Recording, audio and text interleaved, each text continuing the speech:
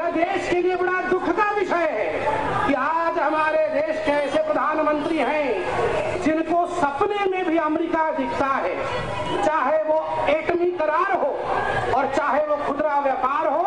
भारत के सभी विषय को कैसे अमेरिका के हाथों में बेच दिया जाए, यही आज के प्रधानमंत्री का मुख्य काम रह गया है। ऐसे प्रधानमंत्री की हमें कोई आवश्यकता नहीं है। 20 करोड़ लोग खुदरा व्यापार से रोजगार पाते हैं। कृषि के बाद कोई क्षेत्र ही है भारतवर्ष में तो वो खुदरा व्यापार का क्षेत्र है। इतने बड़े विषय को आपने अंततः अमेरिका के हाथ को सुपुर्द करने की सोची। वो कहते हैं रोजगार मिलेगा, हम कहते हैं 20 करोड़ लोगों के पेट पर लात मारकर आप रोजगार की बात कहते हैं, ये संभव ही नहीं है। वो कहते हैं कोल्ड स्टोरेज बनेगा, फूड चेन बनेगा।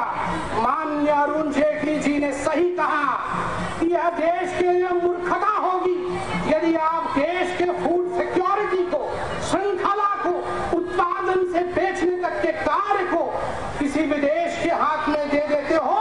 तो इससे बड़ी मूर्खता क्या हो सकती है। जब समय पड़ेगा तो आंतरिक रूप से ही हमें मार दिया जाएगा, बाहर से बम गिराने की कोई आवश्यकता ही नहीं बचेगी। वो कहते हैं कि बहुत मुनाफा होगा और जो मुनाफा कमाएगी विदेशी कंपनियां वो देश पर खर्च करेंगी और देश में बढ़ोतरी और उन्नति होगी।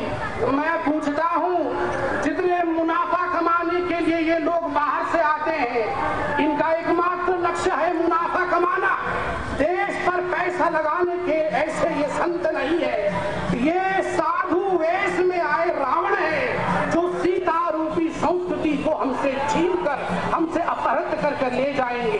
ये वॉलमार्ट, ये सुपरमार्केट की दुनिया, ये दुनिया हमें मिल भी जाए तो क्या है, क्योंकि आखिरकार जब ये वॉलमार्ट की दुनिया आएगी तो हजारों लाखों लोग बेघर हो जाएंगे और भूखे सोएंगे।